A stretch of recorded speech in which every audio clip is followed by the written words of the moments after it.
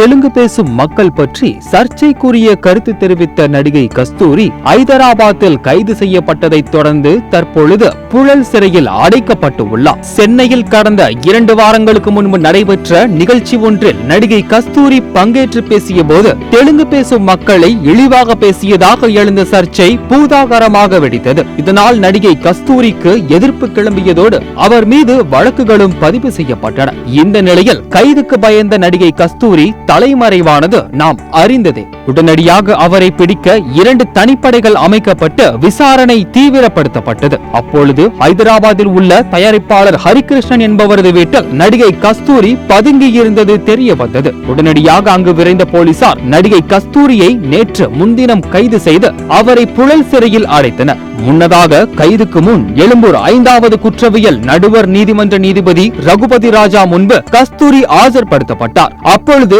தான் single mother என்பதால் குழந்தைகளை பார்த்து கொள்ள சொந்த ஜாமீன் கேட்டு வேண்டுகோள் விடுத்தார். இந்த நிலையில் சிறையில் அடைக்கப்பட்டு உள்ள நடிகை கஸ்தூரிக்கு ஜாமீன் வழங்க கோரி அவரது வழக்கறிஞர் TR பிரபாகரன் என்பவர் சென்னை எழும்பூர் நீதிமன்றத்தில் மனு தாக்கல் செய்துள்ளதை அடுத்து ஜாமீன் மனு நாளை மறுநாள் விசாரணைக்கு வரும் என்று கூறப்படுகிறது.